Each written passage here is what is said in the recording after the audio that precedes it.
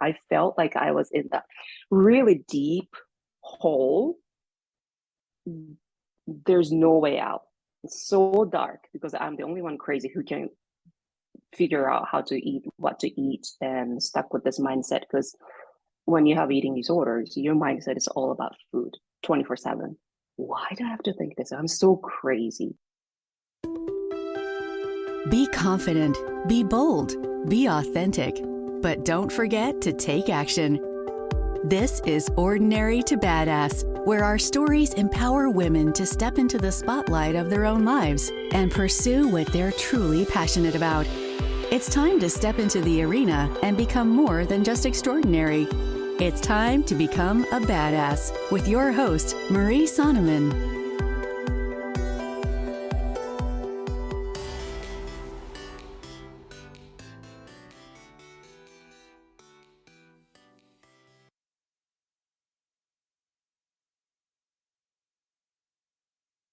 Welcome to Ordinary to Badass, episode number 271. In this episode, you're going to hear from Kanna Laird. And Kanna is an emotional eating coach and helps people process emotional eating and overcome eating disorders. And she also is a business coach. So there are so many great things in this episode. As someone who has struggled with emotional eating, I absolutely appreciated this episode and all of the great takeaways that Kanna had to offer. We talked about different things like how to look at your body in a different way. If you hate your body, how you can look at it in a different way. Getting rid of all or nothing thinking, and then how to look at food going into the new year. This is huge because so many of us, I can't even tell you how many years I've done this, set a food goal, set a weight goal. Yeah, let's be honest, set a weight goal. But Kanna doesn't do that. So listen to this episode to hear why. So before we get to the episode, for a short window of time, I am offering one-on-one coaching. It is going to be so epic. And I want to offer it before the new year because there's so much going on in people's lives and we feel like we're pulled in so many different directions. But let's get clear. Let's get clear going into this new year. So just for about 2 weeks here, I'm going to offer a limited amount of spots for one-on-one coaching. It is going to be $47 for 1 hour session with me. So amazing. I'm excited to talk to you. Whatever area of life you want to work through, we can talk about your health. We can talk about finances. We can also talk about spirituality, just whatever you want to work on, whatever you're struggling with right now. Let's do this. Let's make a change because you're going into a new year. A lot of times we want clarity going into new year. So if you want to talk about goal setting, let me know. So you can sign up. I will throw the link in the show notes. I'm so excited for this because I love connecting with you. So take action and click the link in the show notes and let's do this.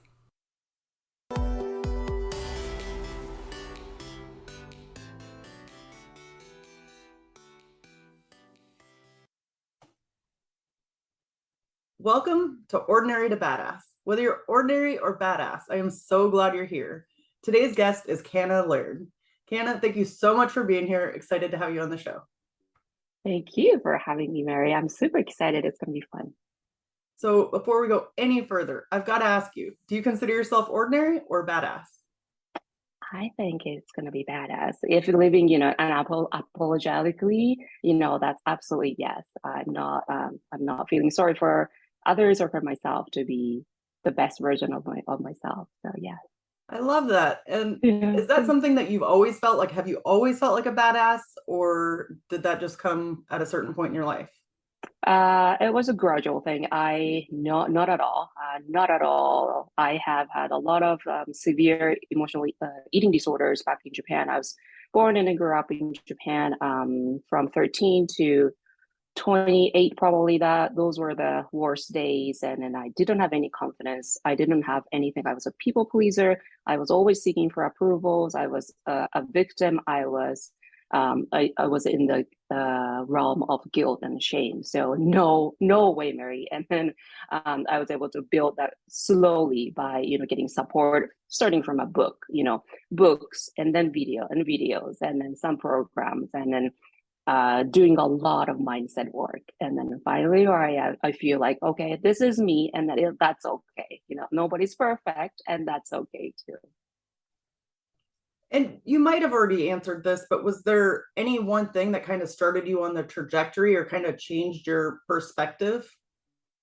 Toward being sorry for myself Or to toward being being a a badass? badass. Yeah, yeah. Yeah, I think that was when I moved to Canada back in 2005. So that was when I was feeling sorry for myself and I'm not worthy at all. And then my definition of these people or the worthy people was just skinny people because I had eating disorders. And then I met beautiful, so full of life people with curvy body shape and all that. They're just having so much fun in life. And then I was shocked. How could they have fun when they have, not the right body, the right shape I was used to told. I was so shocked and I'm like, oh my goodness, that can't be me. I might be able to have life that I want to have without having that skinny stick Asian body. So that was the aha moment. And then I started thinking, what do you think about, certain thing? How do you think about this? And how do you enjoy fashion? When I was very direct and with the love. And when we have this curvy body, how can you have that mindset? With no judgment at all. And then I started learning about mindset and cognitive behavior and all those amazing things. Yeah, so that probably was the first moment of say, "Oh, I might have hope. I'm empowered." Yeah, I love that. And I think it's so important for us to be happy, like whatever size we are, because if you're not happy at the Absolutely. size you are now, you're probably not going to be happy when you're at your ideal body weight, you know? Absolutely. We used to think when I'm size 6 or when I'm size 0, whatever it is, that's really not true. It's all about the feeling. When you are at, let's say, size 6, what do you want to achieve? At the end of the day, you want to feel good, right? That good, feel good emotion can come from within and it will come from within. So it's not appearance, right? It's not about what you have, but it's just how you feel about yourself at the end of the day. Yeah. Yes, absolutely. Yeah. So I can't wait to dive in, hear more about your story. Yeah. But first, will you share with us a short bio? Yeah, for sure. Yeah, so I am a mom of two and then was born in Japan. I grew up there and then met my husband, Canadian husband, back in Tokyo and moved to Canada. Lived in Canada for about 10 years. And back then, finally, I started healing eating disorders because there were so many different people enjoying life and I had a hope. So I started learning about how I can heal through books, help from a lot of different areas. And finally, I'm happy to say that I'm free from. I have a really good relationship with the food and then body images. I don't have any body obsessions anymore. And now I do coaching for emotional eaters, also to break free from emotional eating. And also because I'm a certified health coach, a lot of people have asked me, how did you build a business that you love that is in coaching and in both languages, Japanese and English? So I am also teaching how to build the business side as well. So I'm pretty much living the dream life. Nice. I always love to hear that. Yeah, Um, thanks. so, can you take us back to when you Yeah. were in this eating disorder and have this troubled relationship with eating and kind of what steps you took to get out of it? I know you said that you'd start reading books and like Mhm. diving in on information about it, but what was it that you felt and what was it that you did to get out of it? Yeah, so it wasn't a day, a quick fix or even a year. So gradually, so if for eating disorders, that one of the patterns is that you go through binge eating and then weight gain and then the extreme weight loss, kind of, different stages of eating disorders. And then when I went to Canada, think that was the final step probably of eating disorders, as in I was doing in second or third time of anorexia, and then realizing, okay, I want to look toned because I was a personal trainer back then. I became a personal trainer because I was still obsessed with the body image, thinking I need to have 7% of body fat. And then to do that, personal trainer is a great one because there is a gym and then I can work out every day. By looking at other people and they are learning about mindset, they're reading about the success principle by Jack Canfield, and Love then that book. right, and then that was a book that I started got me thinking, okay, I really need to shift my mindset. So that helped me to go from anorexia state to orthorexia. So that still is eating disorders, but just that really want to only eat clean.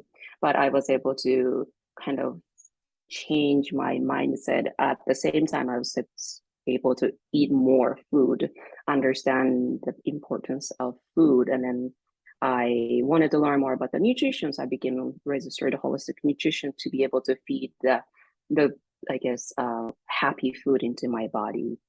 And then goes on and goes on and on. But just really the process of learning and implementing and learning and implementing. So, what would you say to the woman out there right now who is struggling with an eating disorder and maybe she Yeah. doesn't know the next step to take? Yeah, I think understanding that you're not alone. If she knows that she has eating disorder, understand that that's pretty normal for us these days. So it's okay. You're not crazy. You're not alone. And people may have that, but she's afraid to share that with you. You would probably see it everywhere, but you just don't know. So you really are not alone. I felt like I was in that really deep hole. There's no way out. It's so dark because I'm the only one crazy who can figure out how to eat, what to eat, and stuck with this mindset. Because when you have eating disorders, your mindset is all about food 24/7. Why do I have to think this? I'm so crazy. But this is normal.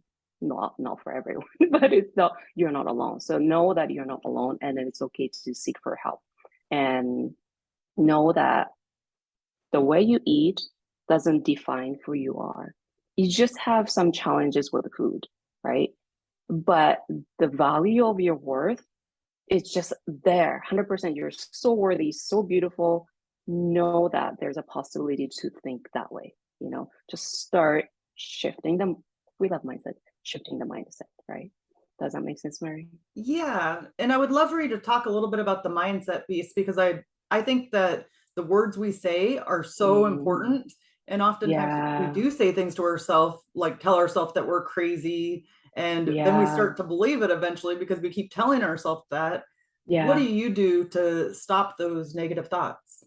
Yeah, so first one, going through thoughts are super important for me. So instead of saying it to kind of nudging out of your way, if you say to yourself, oh, I am so crazy, I'm stupid, or I can't do this, why can't I? Then why can't you? Ask yourself. So be brave to ask a question within. So if you say to yourself, I'm so stupid, are you really stupid? And then if you think you're stupid, why is that? Which area? Is that all the areas you have in your life?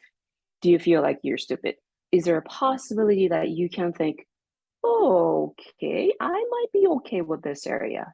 Could be your nails, could be your hair. Is there anything that you can be proud of? So ask the question or message that you tell yourself, or, you know, if you again say, I can't control my food, so I am not worthy, then am I really not worthy? Can I not control anything? Can I control my hair? Can I control my nail?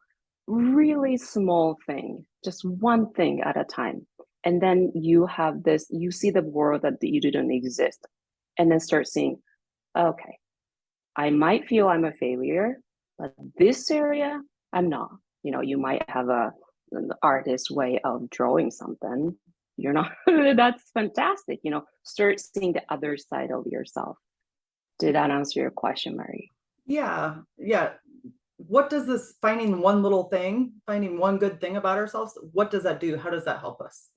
So staying in the dark, say room, right? When you can't find anything, but you start turning on the light a little bit so that you can see the hope. And then when you see the, let's say, sunshine a little bit, you want to go there. You know, there is a beach and the sun is coming out. You see the hope, and then you want to go there. At least for me, and that was me. And I didn't see there was a sunshine anymore. I didn't see there was a beach because it was so dark where I was. So there was no hope. But when I start seeing that, like I want more of that. I want more of that. And then I want to be in the abundant state of mindset instead of feeling sorry for myself. Does that make sense? Yeah, yeah, absolutely. What is something that your clients come to you with, like their biggest struggle, and how do you help them, or a solution you give them? Yeah, so there's no quick fix, but quick fix version versus deeper version. And then the quick fix version is moms who can't stop binge eating after kids go to bed. I want to reward myself, right? So they keep their treats in certain area. So what we want to do is that we have a post-it note, and then we find affirmation, something like, let's say she used to be a runner and she's an athlete. She used to be an athlete. So she now believes that I am an athlete. I don't need to turn onto food. There's a way to feel good, reward myself. And that's running because she loves it so much. So in Post-it, it says right in front of the binge food, let's say a box of Oreo, there's a Post-it on it and it says, I'm a runner. And she sees that, and right away, well, maybe not right away, but we trained that.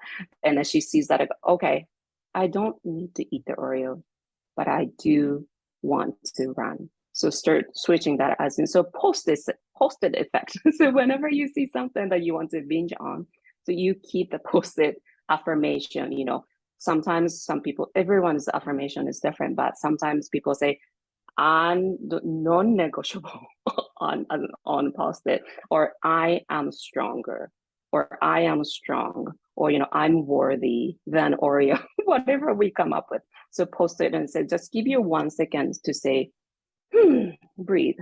Do I really need this? And then it may not happen right away. You might still open the box of Oreo, and that's okay. And that's okay. But next day, can we try not to do that? Or, just really begrudge it, but that still is a quick fix when you want to turn to food and there's a hello reminder, do you really need me? Is there any other way for you to just get the joy out of your life? That makes sense. Yeah, yeah. Yeah. So I think that a lot of times after people binge or they eat food that they feel guilty about, like that box of Oreos, then they start to beat themselves up and tell themselves all sorts of stories about themselves. Is there some way to veer away from the beating themselves up, or something they can do to start talking better to themselves about that? Yeah, that's probably the hardest one, and takes usually for a long time to get rid of that. But depending on the status of that person, but let's say you ate a box of Oreo, quick satisfaction, 3 minutes, and then comes guilt and then shame, right? So can you sit with that one? Okay, I'm feeling guilty. I'm so shameful. Can you grab a pen and a paper and then write down all the feelings? And the purpose of it is that to find the trigger why you actually did it. It wasn't just because you were tired of taking care of kids. There's deeper, I need more attention from everyone. I need approval, whatever it is. Can you come down to that? But that's after working with someone, right? So when you feel guilty,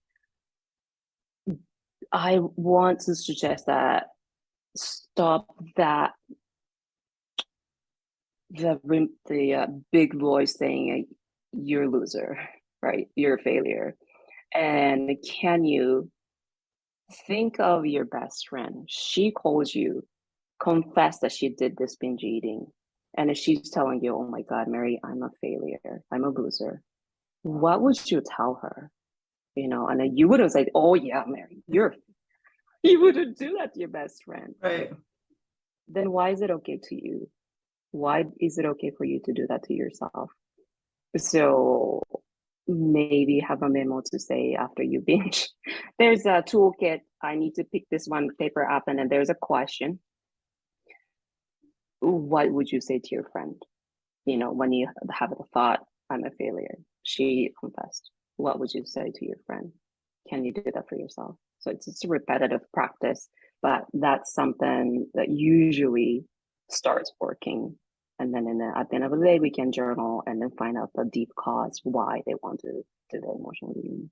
Yeah, yeah, it's so Yeah. interesting how we could show this compassion to our friends and the people we I love around us, but it can be so know. hard to do it for ourselves. Yeah, absolutely. And then we got to learn about, boundaries or get rid of, let go of the, approval seeking or, the people pleasing, right? There's, again, this is what we call when we say mindset, probably you're thinking about this area as well. But there's a lot of books out there. And then I read a lot of books as well, but there's just no overnight way of changing, right?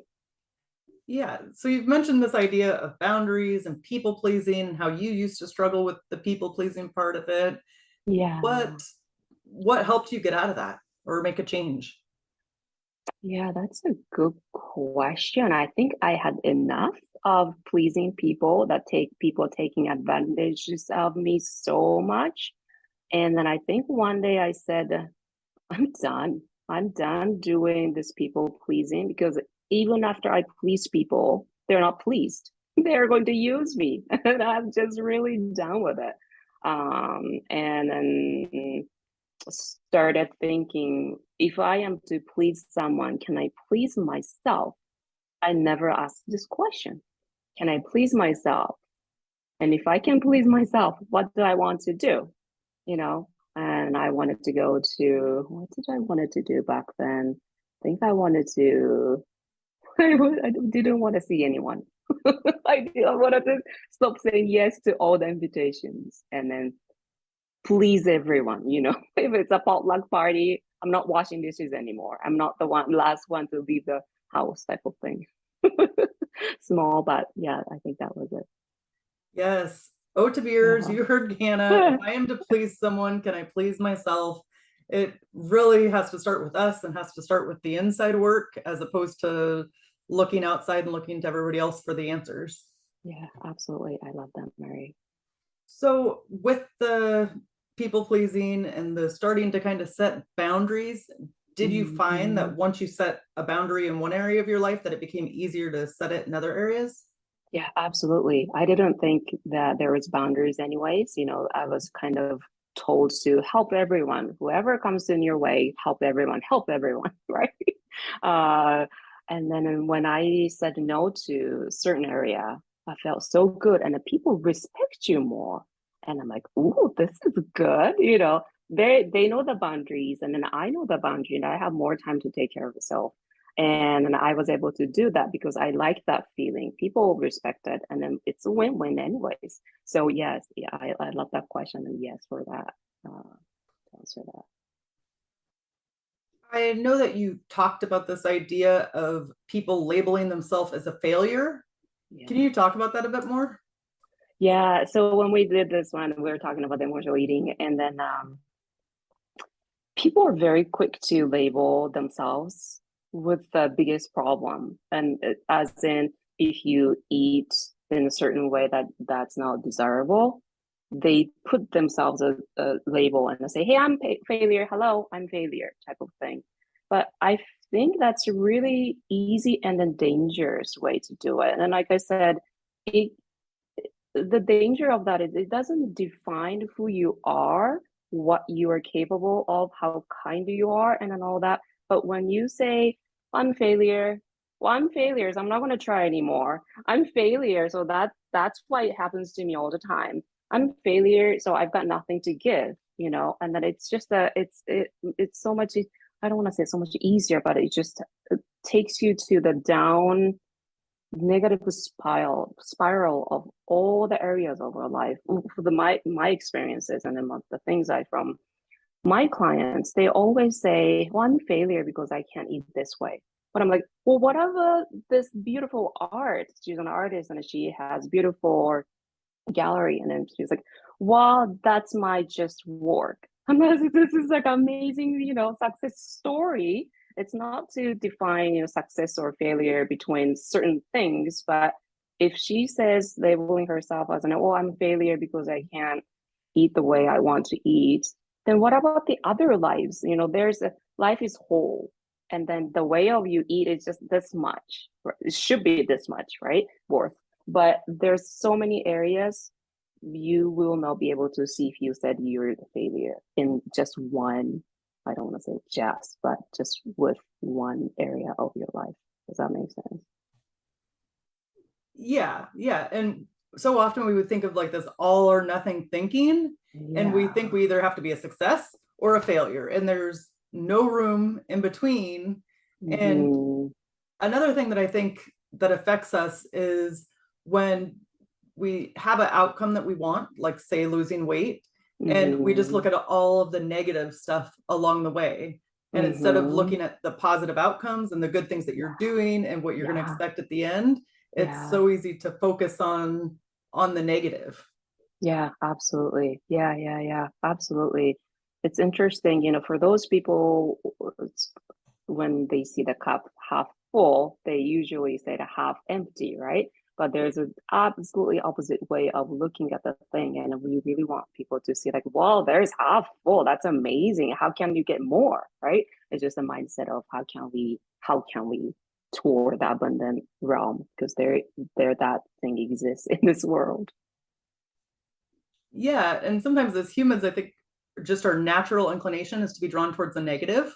Right. And so I don't I we shouldn't feel bad necessarily about feeling that negative, because that's kind of Hmm. human intuition. All of us feel Absolutely. negative, at certain times. Yeah. Yeah. But what do you do to kind of put yourself on a positive mindset? Yeah. So depending on the event, but I see it as a lesson. So let's say that's a negative, and then um, my daughter came home feeling super upset from school. So I all of a sudden my emotion is like, oh my God, I need to deal with this lady feeling so upset and negative as well. But then come back to, okay, she thankful she shared her feeling. What's the lesson here? What can I learn from it? So the attitude of what can I learn from it? Any sort of, I don't want to say any, but for most of the negative emotions events that happen to you, there is a reason that happened today for that certain day. What's the lesson? Are you open to seeing that way instead of feeling victim, you know? Yeah, yeah. It's Yeah. crazy how sometimes just the smallest of mindset tweaks can like make a huge difference Yeah, in our brain, like looking at it as a lesson opposed to focusing on the absolutely. failure. Yeah, absolutely. Yeah, yeah, absolutely. So oftentimes I think people identify with they put their identity in their food, or they say Right. like that that's their identity, or because they're horrible with food then they're horrible with everything.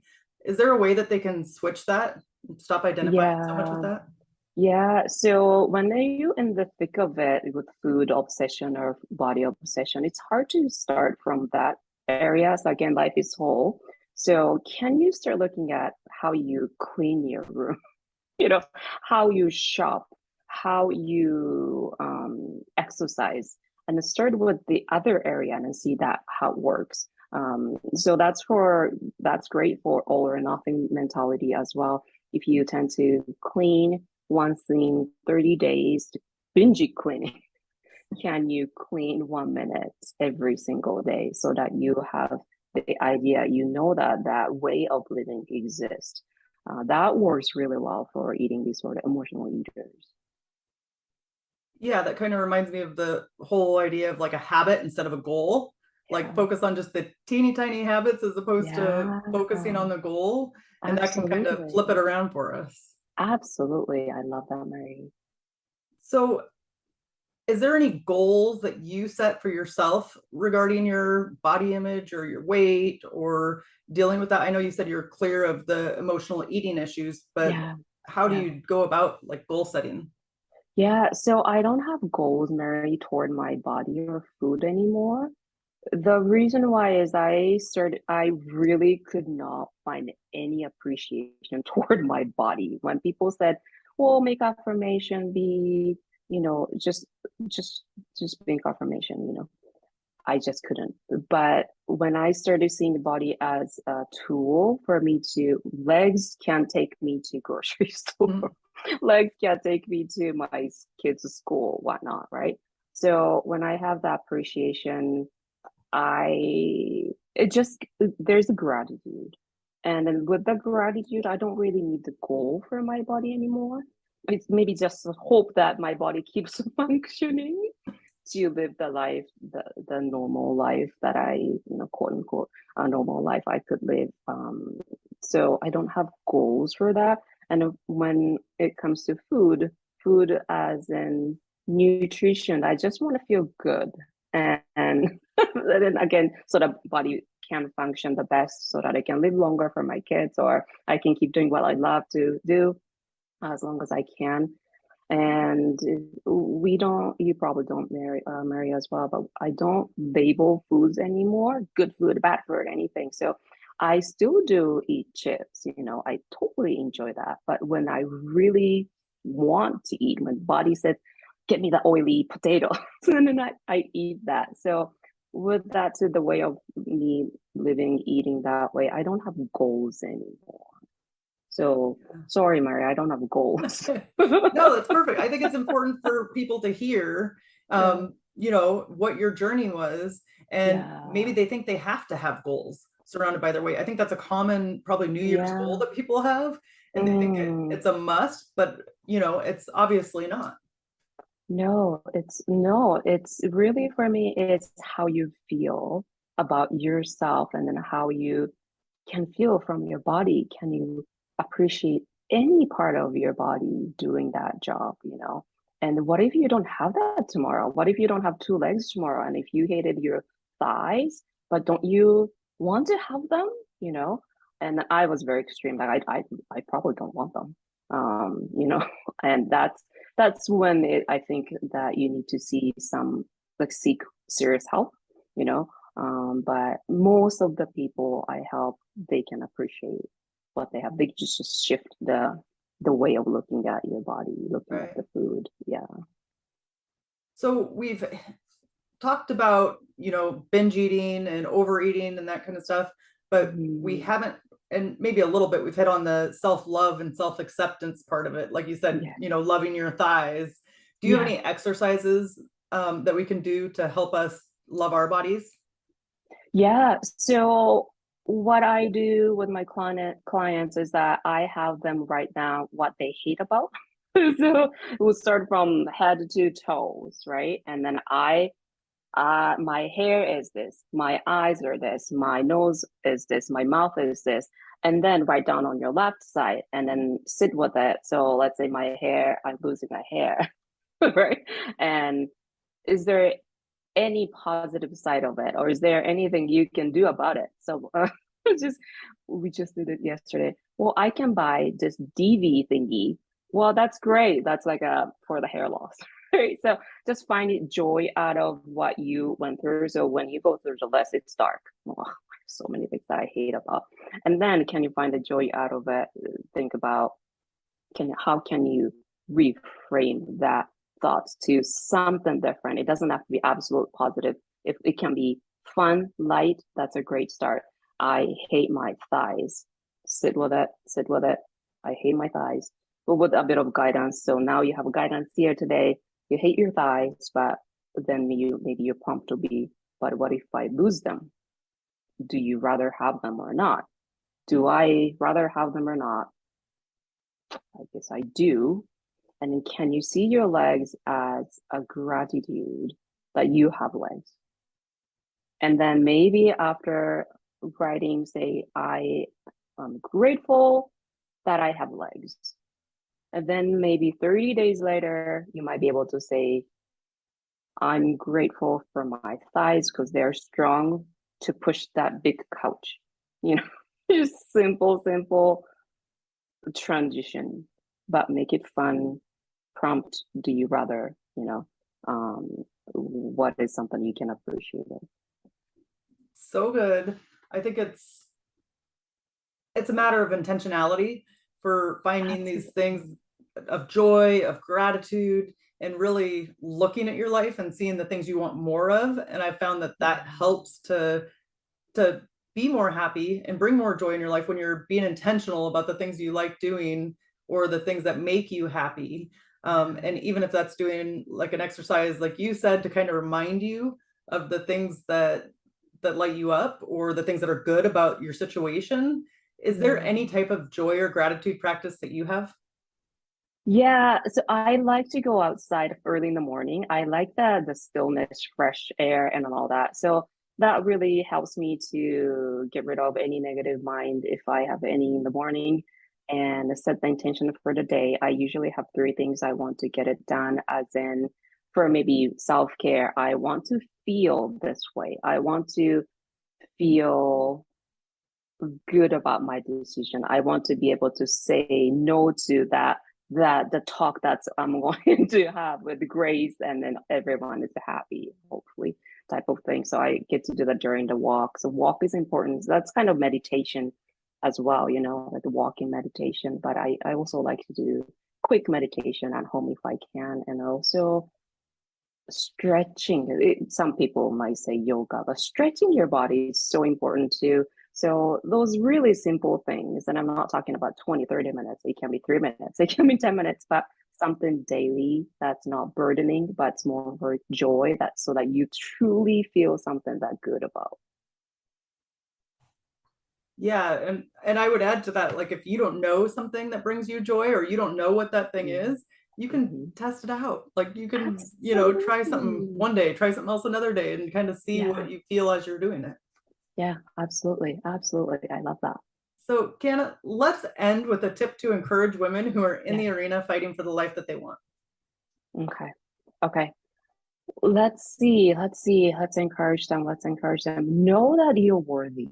It doesn't matter how you eat your food, doesn't matter how you look, doesn't matter what people ever told you about how you look, doesn't matter. It's up to you who believe in your worth. So give yourself an opportunity to say, hey, I might be worthy. And hey, I think I'm worthy. And hey, I am worthy. And how can we connect with you? Yeah, so you can find me social media at Instagram at Health Coach Kanna, Kanna as in Kanna, Health Coach Kanna. Thank you so much, Canna. You've been a total badass and I've enjoyed hearing your story. You're very welcome, Mary. Thank you for having me. And with that, we'll end our show. To all the badass women out there staying in the arena, wherever you are, whatever you're doing, own it and get after it. Okay, 5 takeaways from Canna. Number 1, find one good thing about yourself so you can see the light and hope and want to go there and find more of it. So just look for one good thing. Number 2, the post-it effect or an affirmation. Put post-its on Oreos or some food that you're tempted to eat, and by having that post-it with an affirmation, it gives you 1 second to breathe and ask yourself if you really need it. And Canna gave the example of putting I am a runner. So you go to eat that Oreo and you're like, wait, I'm a runner. That's what I want to do. So you identify with running instead of the Oreo. Number 3, when you feel guilty from overeating, grab a pen and paper and write down all of the feelings that you're feeling. Talk to yourself like you would your best friend. Number 4, often you label yourself with your biggest problem. For example, I am a failure. Kanna said, how you eat doesn't define you. You are more than just one area of your life. So just because you fail with food doesn't mean you're failing in every other area of your life. Number 5, your body is a tool. Your legs take you to the grocery store. Be grateful for what your body provides for you and how it helps you function. Okay, make sure to tune in on Thursday so you can hear 3 reasons why Kanna Laird is so badass. Talk to you then.